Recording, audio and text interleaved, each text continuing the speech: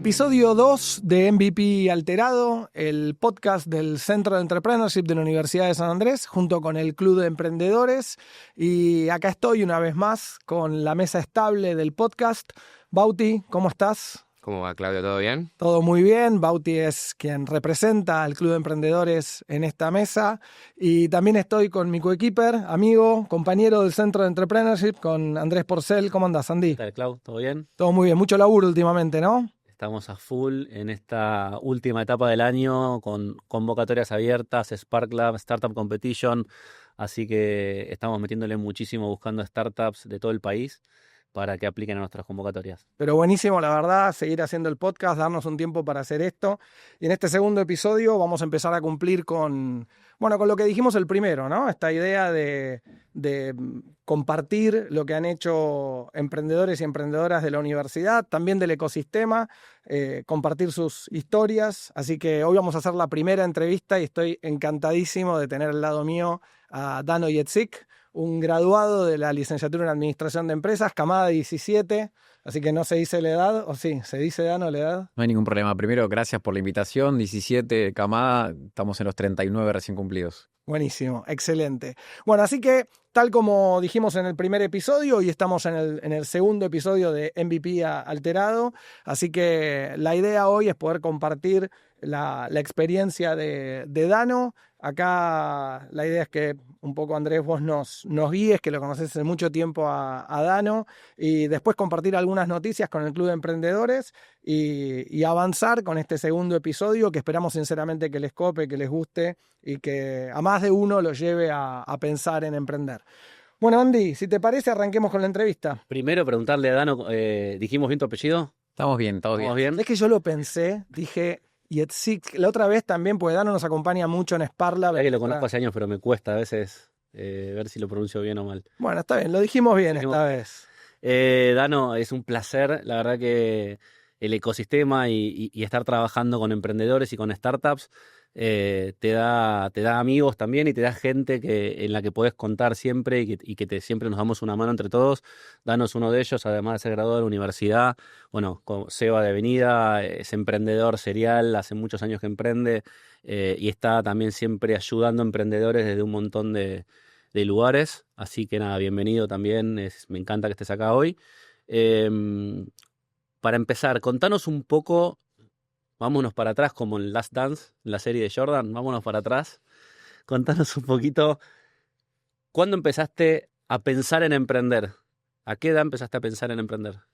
Ok, un montón de años. El otro día saqué la cuenta y tengo 21 años emprendiendo, con lo cual tengo más años emprendiendo que no emprendiendo. Y voy a dejar de decir ese número porque, digamos, empieza a pesar, si querés, por ese lado. Para ser honestos, vengo de una familia, digamos que si bien son emprendedores o intrapreneurs, más que emprendedores, de clásica familia que papá y mamá, digamos, mi mamá en un colegio durante 30 años, mi viejo en una multinacional durante 30 años trabajando. Todas las mañanas mi viejo me despertaba y decía, buen día, ingenierito. Y un día vi en el diario, porque así de viejo soy, una publicidad que hablaba del programa Pioneros, el Centro de Entrepreneurship. Yo tenía 17 años. Y le dije a mi hijo, me gustaría entender a ver qué es esto de emprender y quiero ir a hacerlo. Era 2 semanas en el verano.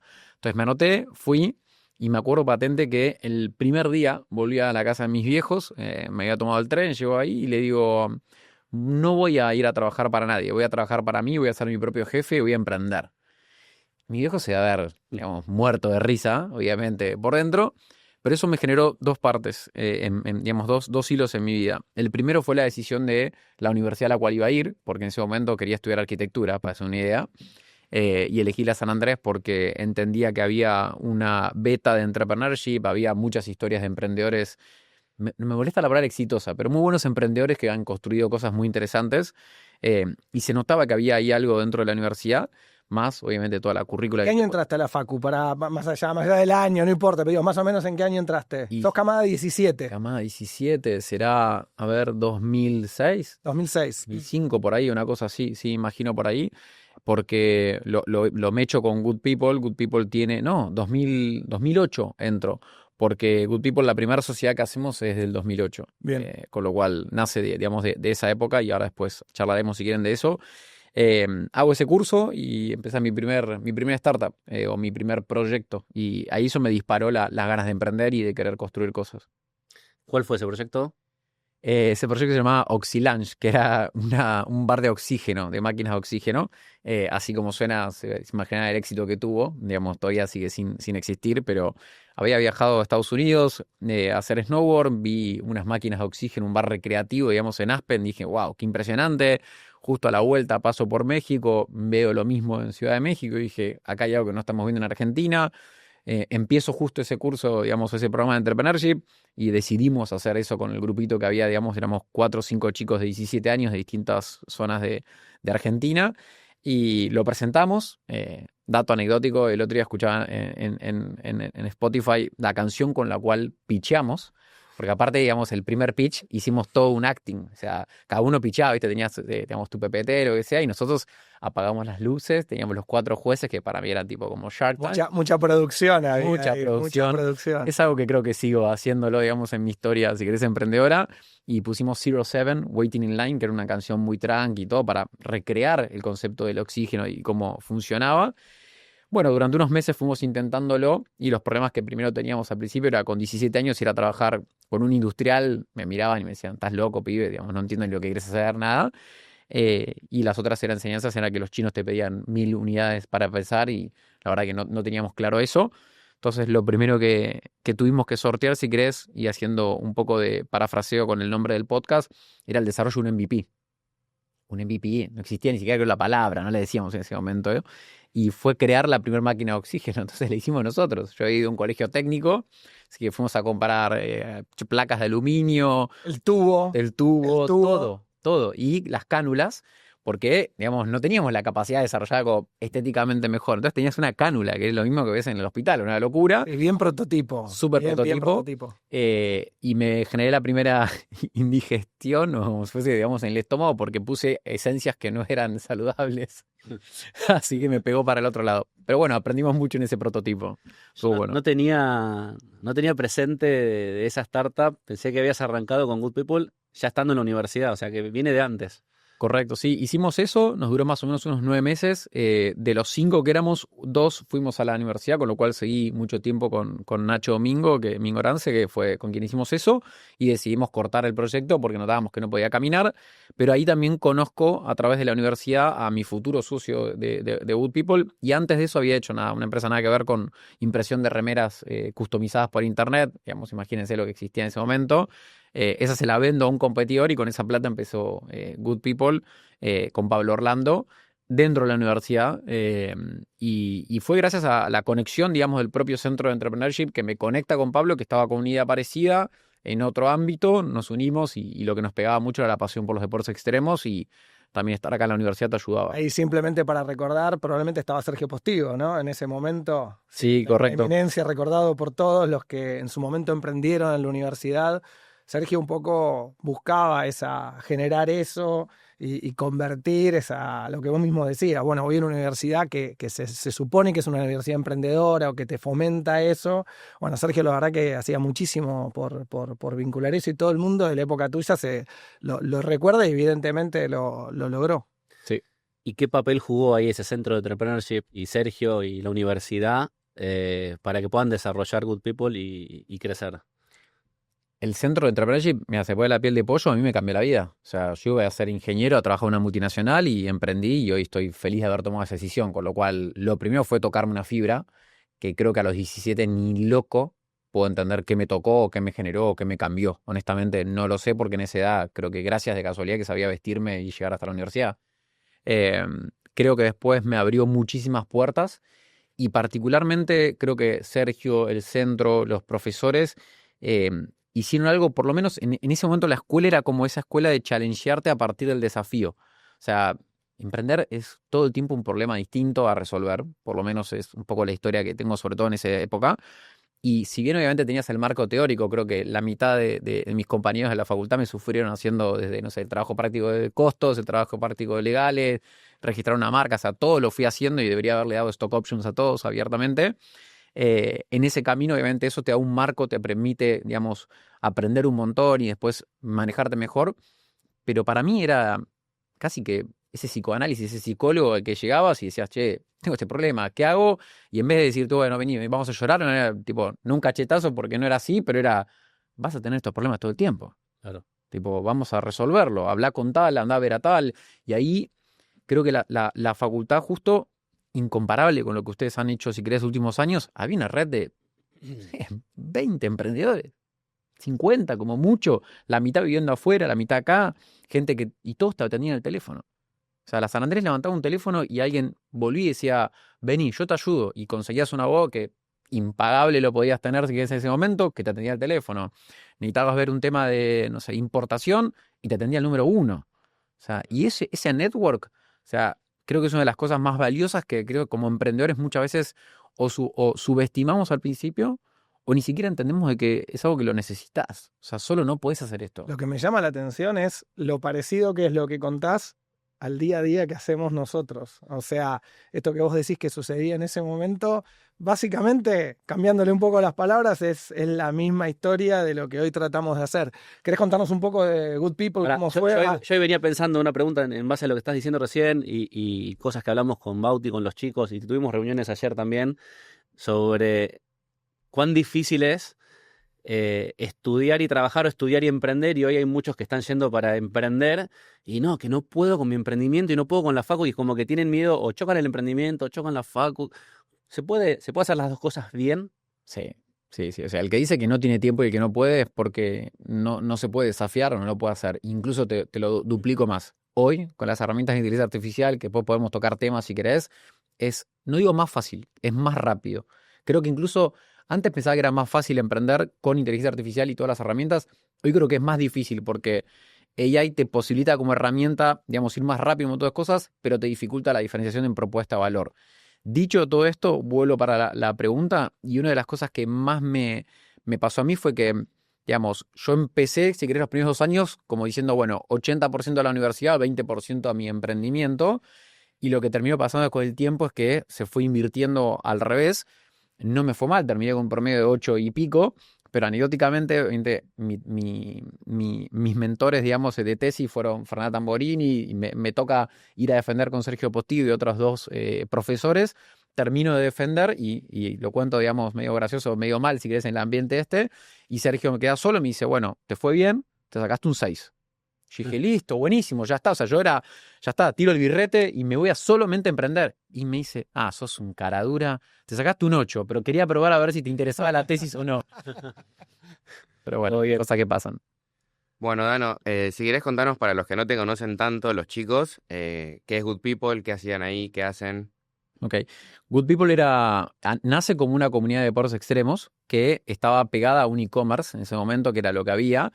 Para situar, digamos, a lo que estamos hablando, no existía, digamos, si querés, lo que hoy es tienda nube, Shopify, Vite, cualquier plataforma, digamos, ni siquiera open source, con lo cual tuvimos que desarrollarla nosotros. Y estamos hablando de una época donde no estaba Mercado Pago como está hoy. Para mandar un paquete, si querés, una tabla al interior, tenías que irte a Retiro, meterlo en una caja, mandarlo con un número de guía, que era un papel impreso que muchas veces la impresora ni siquiera se veía, y por teléfono decirle, mira, tu número es 08BK, y la persona rezar que le llegue el producto. Si Esperalo en el depósito. ¿Qué año fue esto? ¿Cuándo arrancaron? Empezamos 2008 o 2009, estábamos con el e-commerce aprox, claro. Y la comunidad fue algo que para nosotros era primordial, como digamos, columna vertebral, porque en el deporte extremo hay algo muy particular que es el localismo, ¿no? Que es esto de que vas a la playa y está el local y te dice la ola es mía, vas a la montaña y el local te dice la montaña es mía, o sea, la naturaleza nos da a todos estos espacios. Entonces nosotros queríamos darle como a ese pro amateur y sobre todo al amateur el espacio de, vení, te enseñamos a los distintos deportes, participar de esta comunidad. A partir de eso empezamos a gestar todo este e-commerce. Estamos hablando de una época donde Facebook era más chico en Latinoamérica que Sónico, egresados de la San Andrés, los chicos, los tejeiros. Y dentro de ese escenario empezamos a armar toda una comunidad, un social e-commerce. Tenías un foro en PHP, ¿okay? De los que ya no existen, que estaba conectado a un e-commerce todo desarrollado por nosotros y que hacíamos encuentros para andar en patineta en longboard. Esto 2008-2009. Y en 2009 nos damos cuenta que era imposible escalar el showroom que teníamos en Florida y Córdoba, en Microcentro, donde todo lo que podías escuchar era cambio, troco real, exchange todo el tiempo, digamos, con los arbolitos abajo. Y que la gente veía una experiencia rara, subir un quinto piso, ver todas las tiendas y todo. Y dijimos, estamos en la San Andrés, o sea, no podemos no estar tipo haciendo algo profesional. Época de la ebullición de Starbucks y el Blue Book, de toda la... ¿Todo el equipo era compañeros tuyos de San Andrés? No, éramos Pablo, yo y 2 o 3 personas más, digamos. Mucho apego a la San Andrés en términos de que los chicos nos ayudaban. O sea, teníamos una acción de guerrilla con un sticker. Llegabas al estacionamiento de la San Andrés y no había una patente que no tuviese un De sticker hecho, de Good hay People. autos, hoy mismo ves autos, si presten atención, y vas a ver que atrás tienen en la luneta Good People. Siguen habiendo. Hemos O sea, tenido... siguen habiendo. De hecho, estoy seguro que en este momento más de uno debe estar diciendo, eso es Good People. Ahora salimos y los vamos a contar. No, te juro, después vamos a sacar un par de fotos, te juro que los encontrás. Tranquilamente puede haber, porque hasta creo que al rector le pegamos una vez un sticker y la mejor en ese sentido. ¿Cuántos founders eran en ese momento? Solo nosotros 2, o sea, nace ¿Con quién más? con Pablo Orlando, que era Orlando. 2 años más grande yo de la San Andrés, de Camada, y economista. Y lo interesante, digamos, de toda esta historia es que cuando arrancamos en ese momento, digamos, como el e-commerce no despegaba, decidimos hacer nuestra primera tienda. Hacemos una tienda física, digamos, era la segunda, el primero un showroom, en Segundo Fernández y Tompkinson, ahí en San Isidro, tiendita de 40 metros cuadrados, la hicimos nosotros, tipo, instalamos nosotros, hicimos un mini rampa atrás, todo. En la inauguración vino una banda, vinieron 300 y pico de personas, tuvimos hasta problemas porque vi un juez atrás, no sabíamos, tuvo un quilombo, no importa, súper bien la inauguración. Y se nos acerca una persona y nos dice, viene uno de los chicos que atendía la caja y nos dice, che, viene esta persona que quiere tener una franquicia de Good People. Ok, dale, que venga. Se nos acerca y la pregunta es, especial el juego de palabras, nos dijeron que ustedes tienen la representación de la marca esta americana y que están teniendo las franquicias. Me interesa tener una. Obviamente, como buen emprendedor, le dijimos, sí, somos nosotros los representantes de Good People en Argentina, tenemos la Master Franchise, decime qué querés hacer. Mirá, yo mañana me vuelvo a mi provincia, ¿podemos juntarnos a la mañana? Obvio. Imagínense, digamos, lo que es abrir un local, todos nosotros muertos, liquidados, esa noche no dormimos, no había ChatGPT. Hicimos todo un Blue Book de 14 páginas de la experiencia de Good People, abrir una tienda, no sé qué, para salir a venderlo. Entonces tenés que armar una franquicia que pueda llegar a ser replicable, tenés un contrato por detrás, así tenés que ser más o menos creíble, ¿no? Sí, totalmente. Obviamente tampoco tenías que ir a Google y buscar contrato de franchising, digamos, no existía todo esto. Historia larga corta, de julio del 2009 a agosto del 2010 abrimos 14 tiendas, 4 propias, 10 franquicias, un ramp-up así enorme. Empezamos a tener distribución de un montón de marcas, entre ellas X Games, que eran las marcas muy conocidas del deporte extremo, marcas de patinetas, de snowboard, de todo lo que se te ocurra. Crecimos mucho la distribuidora mayorista, se convirtió entonces en un negocio online, físico, muy omnichannel, digamos, con todo integrado al e-commerce y con toda la pata mayorista. Empezó a crecer mucho la parte offline, porque la verdad que todavía online no despegaba, y crecimos mucho por ese lado. Bueno, nada, después en el 2012 viene el bloqueo de las importaciones. Eso te iba a preguntar, ¿el sourcing de los productos ustedes importaban o acá había mayoristas, importadores, distribuidores y ustedes les compraban las patinetas, los longboards y lo Tenías que de fue? todo. Tenías marca nuestra, que la hacíamos nosotros acá y en China, marcas que representábamos, mismo esquema, algunas hacíamos acá, X Games era muy cuidadoso, por ejemplo, y otras hacías en China. Y después tenías que comprabas a otras marcas, ¿sí? Digamos, Billabong, Ripcar, DC, las que fuese, para tener en las tiendas y en las franquicias. Nosotros centralizábamos toda esa operación. Y cuando se cierra la importación, no se cierra solo para nosotros, se cierra para todo Argentina. Con lo cual, en el 2012 salimos a hacer nuestra primera ronda de inversión para decir, che, tengo que pivotear este negocio que era, digamos, ya 98% físico, a darnos vuelta, a ir a convertirlo a algo que eran nuestras raíces, que era lo online. Dato de color para que los conozca la gente de CASEC, el fondo de inversión. Fuimos su primer pitch y ellos fueron nuestro primer pitch. Imagina esa experiencia, ¿no? Un fondo de inversión como lo de ellos, enfocado 100% online, a pitcharle tipo un negocio, tipo, che, mira, tengo todo este negocio offline que te prometo que lo voy a convertir online. ¿Cómo fue esa experiencia? No, y ellos viniendo a nuestra oficina ahí en Florida y Córdoba, era una vergüenza donde lo recibíamos, pero fueron unos divinos, chicos, o sea, son nada, dioses de este ecosistema. pero son tipos que también bajan, te escuchan, prestan atención. Obviamente tiene un equipo inmenso, pero en ese momento eran ellos. Y fue espectacular la experiencia. Bueno, levantamos capital. En ese momento, para lo que es la industria, fuimos un startup, digamos, muy llamativo y tuvimos, por suerte, una muy buena ronda. Y luego fuimos, digamos, vendiendo todo el negocio offline para enfocarnos a hacer un marketplace que era totalmente algo distinto. Historia graciosa, conocimos a los founders de Shopify cuando todavía no existía Shopify. O sea, hacían la tienda de e-commerce para snowboards. Entonces pegamos muy buena onda y así otras historias en San Francisco.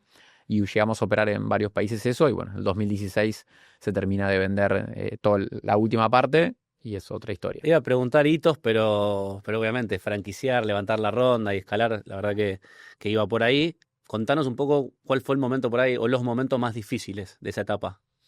Digamos, ¿Qué hubieras hecho diferente, capaz? Ok.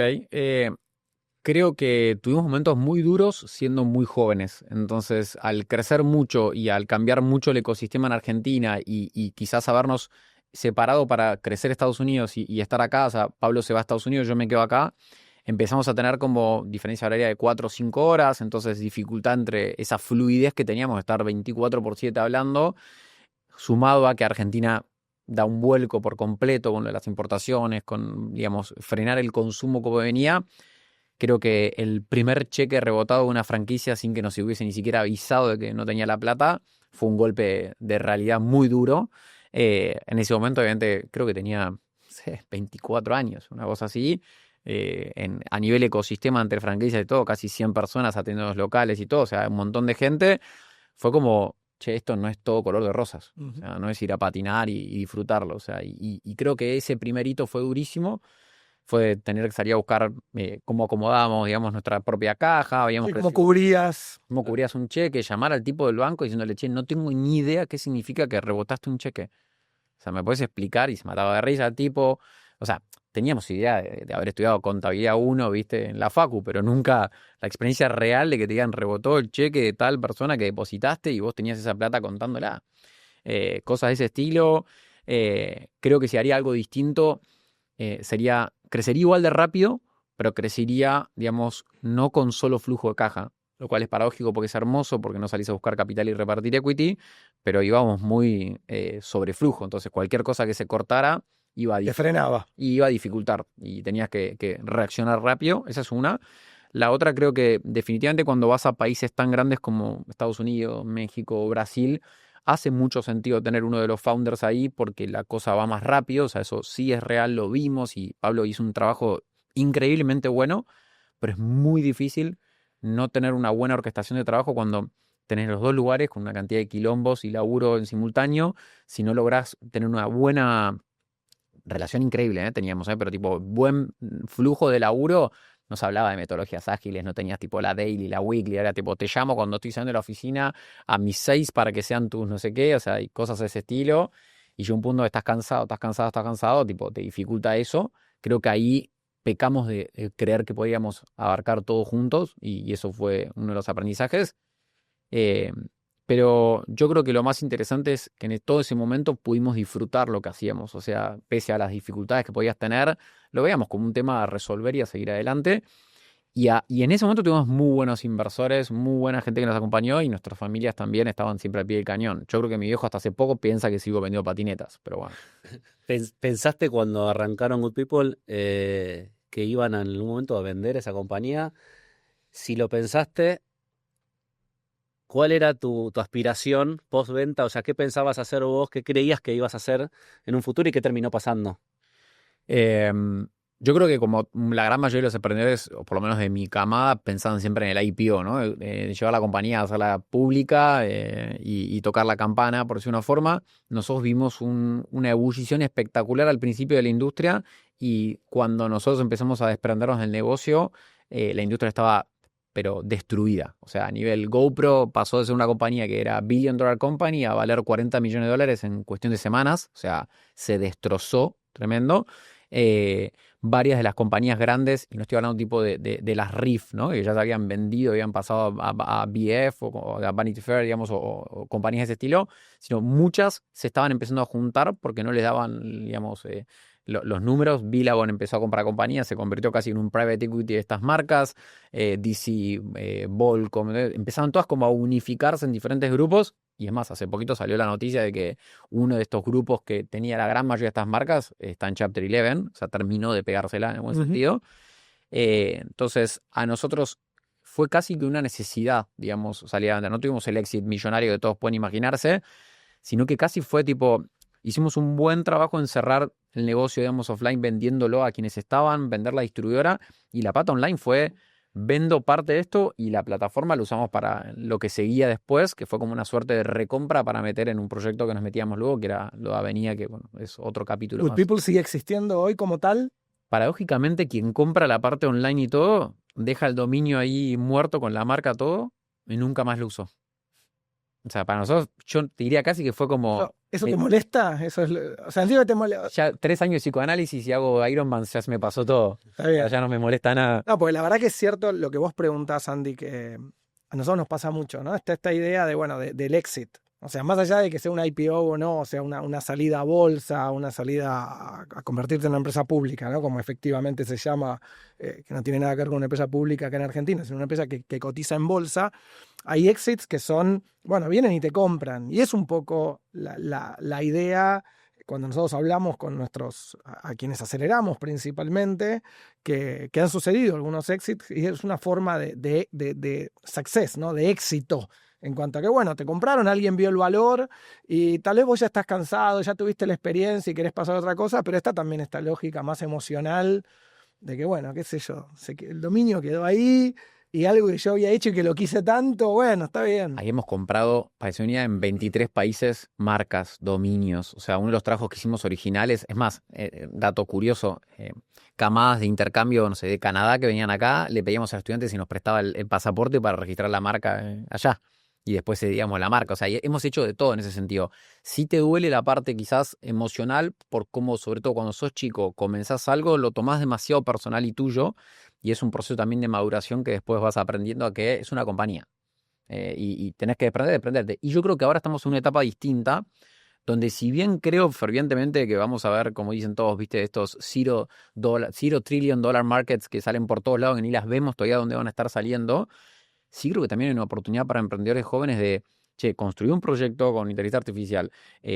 Lo tenés 2, 3, 4 años, que sea una cash cow por momento, y lo vendés en 2, 3 palos. O sea, vendés 4 palos. No tenés que vender en 100 palos o en 1000 palos, 1000 millones de dólares. O sea, digo, creo que hay una oportunidad de, digamos... No es el camino del unicornio el único, que se habla mucho y... 0,00007% creo que es unicornio en la tasa. Es una cosa así, o sea...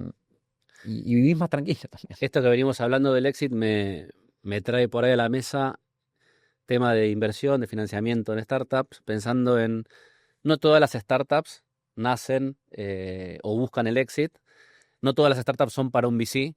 Hoy tenemos la posibilidad o el auge del bootstrapping. Y digo, las startups que piensan ir a un VC, sí o sí tienen que pensar en ese exit. Lo tienen que tener en su roadmap, porque si no, ya automáticamente se quedan afuera desde el día 1. Entonces, ¿cómo eligen las startups ese camino que van a recorrer? Decir, bueno, ok, yo voy a bootstrapear, yo voy a ir a un VC, yo voy a ir a un angel. ¿Cómo pensar? ¿Qué pensás de eso? Yo creo que tiene más difícil el camino los VCs, si querés, que los startups en el buen sentido. Y ahora igual vuelvo a tu pregunta. Hoy hay, contado con las manos en el buen sentido, VCs que tienen la mayor cantidad de dinero acumulado o el mayor foco de los LPs, o sea, de los que le invierten al venture capital atrás, que son los nombres que todos conocemos. Y eso sí, te van a buscar el 10X, que sería el unicornio, el IPO, o sea, una salida muy grande. Y después creo que hay un tira abajo que no quiere ser, no digo menospreciándolos, sino que tiene otro foco, que creo que ya asumieron de que está bien que no sea el 10X y que una startup te pague todo ese fondo, sino que están buscando el 2X, 3X en un menor plazo. Entonces creo que ahí hay una oportunidad donde antes era, o voy al unicornio o voy a la pyme. Lamentablemente era como lo veían en ese momento. Hoy creo que hay un montón de estadios y yo creo que tenemos que tratar de pensar más en cómo construyo valor a solo pensar en obnubilarme en ese exit y en ese unicornio futuro. Porque si vos vas, o sea, yo soy ferviente creyente de que tipo, si la cosa tiene valor, el unicornio viene solo, si querés, en algún sentido. O sea, vas a llegar a una evaluación increíble, vas a poder vender la compañía bien o la vas a hacer en la bolsa. Si tenés valor. Ahora, si no tenés valor, no va a pasar ninguna cosa, porque el PPT pasa un fondo, 2, 3 fondos, 2, 3 rondas, y llega un punto donde, che, había que generar negocio. Y antes capaz era pre-seed, seed, serie A, serie B, capaz nadie preguntaba todavía. Hoy yo creo que ya en pre-seed te están preguntando, ok, ¿tenés clientes? Sí, ¿dónde está el valor, no? Que no ¿Dónde existía. está el valor? Y hoy, digamos, para mí es, che, ¿qué valor estoy cambiando? Y viene de la mano de la tecnología, hoy también que hablamos de inteligencia artificial. O sea, hoy cualquiera, digamos, entre comillas, ¿no? De hecho, yo estoy mentoreando varios emprendedores que no tienen perfiles de negocios. Por ahí, una chica que estudió cine y autodidacta se puso a aprender a manejar inteligencia artificial y codió toda su plataforma y está ganando picheos de Modeis y está empezando a crecer con su negocio y no tenía ni equipo, ni experiencia en negocios, ni tecnología. Entonces, creo que Andy, si te parece, vamos a hacer una cosa. Porque quiero escucharlo a Bauti, que nos va a traer algo a la mesa de justamente este tema de inteligencia artificial que está tan en boga, y también quiero saber qué opina Dano. Y si querés, sobre el final del podcast, volvemos sobre el tema de Avenida y ese otro paso. Así que, Bauti, contanos que una de las ideas del podcast es que traigamos a la mesa un tema de actualidad. Y bueno, ahí te pusimos el laburo a vos, porque ni Andy ni yo queremos laburar en eso. Así que contanos qué estuviste buscando y qué nos podés compartir y charlamos un ratito. Bueno, hice un poco la tarea, les traigo una noticia publicada por Startup Journal, escrita por Viro Campos, una columnista de opinión que a mí me parece increíble. Se titula Startups, más tech, menos headcount. Habla un poco sobre, agarrándome de la inteligencia artificial, este cambio en la forma de trabajar y de contratar, sobre cómo, por ejemplo, antes se evaluaba mucho la cantidad de empleados, el tamaño de la empresa, y ahora con menos puedes hacer más. Entonces, un poco rotando en esa idea, Verdano, ¿vos qué opinás sobre esta nueva forma de contratar, esta nueva forma de pensar equipos y cómo se incorpora la inteligencia a la forma de trabajar, la inteligencia artificial? Me encanta. Te traigo el dato empírico y después te cuento qué hacemos nosotros particularmente. Vengo justo a haber terminado un programa del MIT en Boston, y una de las métricas que miden ahora en términos de los startups y compañías incluso más grandes es el concepto de talent density, que en nuestra vieja época era cuánto revenue generaba, si querés, cada ser humano que tenías dentro de la compañía. Le agregan que no va solo sobre el revenue, sino solo va sobre ARR, o sea, sobre lo que podría potencialmente, si querés, por año estar generando. Y demuestran en la comparativa cómo hoy compañías históricamente que vemos como tipo unicornios increíbles tienen peor ratio que los Cursor, los Lovable de hoy de este mundo, que de repente eran 8 y ya estaban facturando o moviendo $100 millones de ARR. Entonces, definitivamente algo que está súper en vilo y que está empíricamente comprobado que está pasando. Que no hace falta que nos asustemos y digamos, uy, ¿qué va a pasar con toda esta gente? Digamos, hoy van a empezar a salir roles, job descriptions nuevos, carreras nuevas para estudiar que van a satisfacer, si querés, a todo el mundo, creo. Y de cara a lo que nos pasa a nosotros, por ejemplo, en Avenida, es que yo creo que lo que empezás a notar también es que hay gente que empieza a tener, siempre juego digo internamente, power to the people, ¿no? Digamos que le das herramientas que antes no tenían. Me encanta hablar siempre del caso de Brian, me van a matar porque lo nombro siempre, pero el analista de tesorería que antes quizás perdía 4 o 5 horas en bajarse todas las cosas de los bancos, orquestar a ver cómo estábamos, ver dónde teníamos que poner el dinero o mover de un lado al otro, y hoy aprendió en una semana con TypeScript, hizo todo un script, lo pasa a la mañana y para la primera hora de su día ya tiene hecho todo lo que antes tenía que hacer. Cualitativamente puede hacer otras cosas mejores. Y las chicas de producto antes, para lograr un MVP, tenían que pasar por el Discovery y quizás estaban semanas haciendo jobs to be done, digamos, iban a ver los clientes, los problemas, y hoy corren una primera versión, si querés, con algún LLM, tienen un primer feedback, lo van iterando ellas, van jugando y capaz en un par de días tenemos algo que nos lleva 3 semanas. Y te digo más. No solo tienen, si querés, el Discovery, sino pueden empezar a tener, meten Lovable, Cursor o cualquier otro y quizás tienen hasta un primer MVP. Entonces, creo que hoy estamos en una situación donde el que me dice que no puede hacer algo es como para, vení, vamos a discutirlo, ¿por qué no? ¿Sabés qué? Lo que vos decías, Bauti, me hace acordar, ya hace varios años que se viene hablando desde las organizaciones exponenciales, ¿viste? La lógica de Singularity University, que vos tenés un core de equipo que es un core relativamente chico. O sea, hay un core de equipo que es el que uno tendría la lógica de, no sé, 8 horas por día, de lunes a viernes, full time y qué sé yo.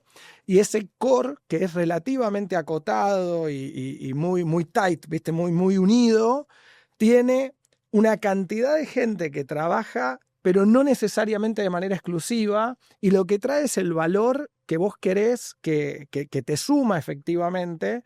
Bueno, creo que un poco esto es lo que vos estás diciendo, ¿no? La construcción de equipos donde la privacidad y la exclusividad y la tradicional relación de dependencia está muy, ¿viste? En discusión, y a esto se le agrega, que me gustó lo que dijiste antes, la inteligencia artificial lo que te da es rapidez. Después discutimos la calidad. O sea, hay un tema de rapidez, hay una parte humana que es imposible, hay una capa que es imposible de evitar, pero te va a dar rapidez. Y tiene el lado B, el lado oscuro de la luna, que es, ojo con la diferenciación, porque todo el que sepa, y la realidad es que en las discusiones que estamos teniendo nosotros, los emprendedores, digamos que no hay ninguno que le falte el acceso. Digo, estás en un espacio muy competitivo, entonces me parece que hay que tener en cuenta eso, ¿no? 100%, o sea, el mode no puede ser el AI. O sea, cuando viene un pitch Totalmente. está todo centralizado en somos una empresa de inteligencia artificial, pará. O sea, ¿qué sos? OpenAI. O sea, no puede ser tu mode ese. Lo que vos tenés que demostrar es que la tecnología te permite llegar a esa diferenciación que vos te diferenciás de esta otra forma. O sea, para mí ahí hay un quiebre disruptivo y lo que dijiste 100% de acuerdo. Para mí hoy, si querés, los LLMs, que son los más populares, o la Gen AI, es un puente donde para mí de los dos lados tiene que haber un humano. Y si querés, a nivel prompteo, tenés que ser un especialista increíble para poder iterar y saber que la primera vez no va a funcionar y seguir iterando. Y del otro lado vos tenés que tener el pensamiento crítico para entender que lo que te da la herramienta no siempre, y por ahora por lo menos, normalmente no es lo mejor que puedes recibir, pero te prende el auto. Es como, prendí el auto, tengo algo de nafta. Ok, puede arrancar. Ahora, ¿cómo llego hasta donde tengo que llegar de la mejor forma y todo? Parecía que todos usamos Waze o Google Maps, lo tenemos que definir nosotros. Sí, sabes que en esto lo llevo a los exámenes. O sea, yo hoy lo que estoy haciendo es usar lo que quieras, no tengo problema. Pero tenés un timing, tenés un tiempo para poder hacerlo. Y en ese tiempo vos tenés que poder, si querés utilizar inteligencia artificial, si lo querés hacer vos a la vieja usanza, no tengo problema. Si vas a utilizar inteligencia artificial, me tenés que avisar. Y tenés que poder promptear y tenés que poder aplicar esa mirada crítica. Muy O bueno. sea, es la única manera que tenés, viste que hoy en academia estamos toda la discusión de cómo evaluamos. Bueno, nada, es esto mismo. Y en esto de tener nuevas herramientas, ¿cambió en algo la manera en la que se arman los equipos, en la que conseguís un socio que te complemente y que armás equipos? Te pregunto también, teniendo en cuenta el rol que estás teniendo como advisor en Alina VC, que están trabajando también buscando startups de Future of Work, ¿qué te parece este tema? A mí me parece, o sea, que es en la primera vez donde antes siempre te decías, viste, tenés que tener el rol técnico y el rol no técnico, ¿sí? Y hoy creo que, y es una opinión meramente mía personal, no tiene un fundamento, si querés, empírico, yo valoro más cuando veo que los founders entienden mucho más el problema y tienen la capacidad de que no los detenga nada de cara a ir iterar hasta resolver, si querés, con tecnología ese problema, entendiendo que después, si hay un líder técnico o hay un co-founder técnico, hoy todavía seguís necesitando ese rol y creo que va a seguir siendo necesitado, digamos, ese rol. Pero creo que si resolvés ese problema y lo entendés porque sos especialista, porque te interesaste, porque tenés cierto track record en eso, yo valoro más eso porque creo que la tecnología lo va a facilitar después en el camino. Antes era, si venís con una startup de tecnología, tengo que tener un co-founder técnico y un co-founder de negocio. Y hoy te diría, no sé, me elijo dudar. Bueno, para ir un poco dándole cierre a este segundo, volvemos así raudamente. Volvemos para atrás. Dano, contanos lo que pasó después de Good People, ¿no? Con Avenida, que hoy sigue siendo tu rol, digamos, principal. Contanos qué pasó a partir de ahí, cosa de que podamos cerrar un poco la historia. Vos sabés que nosotros somos un podcast que nos debemos a nuestro origen en el Centro de Entrepreneurship, en el Club de Emprendedores. O sea, para nosotros lo importante es el early stage y todo lo que nos contaste, pero para poder darle un cierre a tu historia, contanos un poco qué pasó a partir de 2016 con Avenida, qué estás haciendo un poco hoy, y después cerramos con una última pregunta, así podemos terminar con este episodio 2. Espectacular. Fin de 2016 estábamos cerrando cierta etapa de Good People y me llama de vuelta el mismo socio, Pablo Orlando, para contarme de que Avenida.com estaba a punto de cerrar. Avenida.com era un e-commerce puro, fundado por varios, si querés, ex San Andrés, Alan Kraus, Fede Malek. Estaba metido Santi Birinkis y Andy Freire. Andy estaba un poco más ya de salida de Quasar, que era el fondo que habían hecho ellos. una compañía que ha levantado casi $60 millones. Que generó un montón de ruptura de paradigmas en un momento súper difícil que probablemente tengamos que traerlos también a Fede Malek. Le voy a decir de que se sume a esta mesa en algún momento. Sin duda, o sea, me saco el sombrero. No, totalmente. Increíble, lo que habían hecho a nivel crecimiento, el ruido, los fondos que entraban a invertir a un país donde no había esa calidad de fondos, al menos en ese momento. Cuando nos llevamos, lamentablemente la tesis tuvo que cambiar para ellos porque uno de esos fondos justo como que desenchufó y dijo, Sí. yo no puedo seguir, y lamentablemente era uno de los lead investors de ellos y no llegaban a dar la vuelta. Entonces, por una decisión más súper madura, iban a cerrar ese modelo. Nosotros veníamos a hacer una conversión de e-commerce a marketplace. Uno siempre subestima los problemas. Agarramos esa compañía, se hace un distress company, se llama, que es básicamente un concurso privado de acreedores. Renegociamos con 566 acreedores lo que estaba quedando de eso y relanzamos en un modelo con la tecnología de Good People de marketplace marca blanca para distintas tesis que probamos en ese momento. Digamos, no la sabíamos cuál iba a ser la tesis original y la final terminó siendo marketplaces para industria financiera. Hoy tenemos la suerte, 6-7 años después, de ser líderes en Argentina. O sea, tenemos clientes increíbles como Banco Nación, Banco Macro. Básicamente, cuando vos vas al marketplace de un banco, el motor que está por detrás es toda la tecnología y el desarrollo de lo que quedó de Avenida. Ni siquiera, no, de Good People. Ok. La tecnología de Good People es la que permite virar en 4 días de un modelo de e-commerce puro a un modelo de marketplace de 100% desmembrado, marca blanca, donde hoy operan más de 9.000 sellers de un lado, donde tenemos más de 30 clientes del otro lado, y lo que interaccionan entre medios son módulos de pago, módulo de logística, módulo de catálogo, en múltiples países. Y Paquetes Unidad es un mercado que viene, si querés, de los orígenes de los programas de loyalty, de puntos, esos que, si querés, tenían gastabas plata, canjeabas la tostadora y era sola la experiencia que tenías, a convertirlos en retail financieros, donde el último hot sale fue el 36% de Argentina, Perfecto. de todo el e-commerce. Buenísimo. Le voy a dejar la última, Bauti, pero antes meto una más. Porque conozco tu historia y contanos cómo fue tu llegada a Avenida. ¿Cómo fue mi llegada? Un llamado a la noche de Pablo Orlando diciéndome si estaba para ser CEO de Avenida.com, previo al feriado de la Virgen, del fin de semana de la Virgen, ¿viste? De diciembre, y no tengo forma de decirle que no a Pablo. No lo puedo descubrir todavía. Tengo que trabajar con mi psicóloga. Al otro día estaba sentado en la casa de Pablo con Fede, con Alan, revisando ese listado de Excel y cómo podíamos dar la vuelta. Y tuvimos mucha suerte de conseguir otros 7, 8 locos, porque no había un solo fondo de inversión o private equity que, o sea, todos nos amaban porque teníamos una muy linda historia de Good People para contar, pero nadie estaba para comprar una compañía quebrada, en ese sentido. Y bueno, eso es la historia.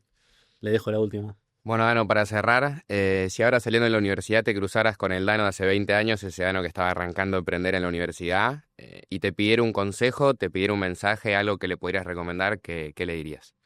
Lo primero sería emprender de vuelta. O sea, creo que tuve muchas dudas al principio por ver que poca gente emprendía comparativamente, si querés, en lo que era mi camada. Lo segundo sería, no me maten los fondos de inversión de los cuales participo. Evalúa si querés, si es necesario ir a buscar capital o no. O sea, no todo en la vida de una startup es buscar capital. Iba el bootstrapping. Vamos al bootstrapping. Para mí, o sea, tenés que tener un negocio. O sea, al final, y no es poco sexy tener un negocio que te deje plata y que puedas pagar el colegio de tus hijos, que puedas irte de vacaciones, que puedas comprarte un auto. O sea, todo lo contrario. O sea, la pirámide de Maslow, boludo. O sea, necesitas que te funcione y que opere. Y si no hay negocios, no hay propuesta de valor. Entonces, creo que hay una necesidad ahí de probar eso. Y la tercera, quizás, que es un poco de historia que no tocamos, no te obnubiles por todos los falsos gurúes y personajes que quizás les fue bien en alguna compañía y los querés tener capaz como advisor, como inversores o algo. Confía en tu instinto, confía en la gente que te rodea, hacete un grupito de gente con la cual no tengas que ir al psicoanálisis, sino digas a otros emprendedores y que sean genuinos, porque estamos acostumbrados a ir a esos eventos de startup donde, che, ¿y cómo te está yendo, Claudio? La estoy rompiendo. Y es tipo, che, boludo, o sea, a mí solo me va mal. Perdón mi francés, ¿no? Pero tipo, viste que llegas a decir donde estás mal y tipo el otro te dice que le va bien, el otro te dice bien y acá pasa algo. Y buscate un grupo que sea genuino y te diga, no, la verdad me está costando conseguir clientes, me está costando el ciclo de venta, me está costando lidiar con esta parte en la tecnología y laburalo. O sea, estamos todos en la misma. Bueno, episodio 2 de MVP Alterado, Dano. 1000 gracias. O sea, la verdad que cuando con Andy dijimos, bueno, che, ¿quién puede ser el primer invitado? Y Andy me dijo, che, llamémoslo a Dano que, nada, seguro nos va a acompañar y va a estar bueno. graduado nuestro, o sea, mil gracias, ¿sí? No, gracias a ustedes. ¿La pasaste bien? Súper, súper, muy lindo. Espectacular. Al próximo decirle que puede venir también. Bueno, Bauti, tú de Emprendedores, muchísimas gracias por estar acá en la mesa. Sabés que es un placer, a nosotros nos encanta desde el centro que los estudiantes participen, que se sumen. Andy, de nuevo, vamos a por el tercero, ¿está bien? Por el tercero. Bueno, gente, muchísimas gracias y hasta el próximo episodio.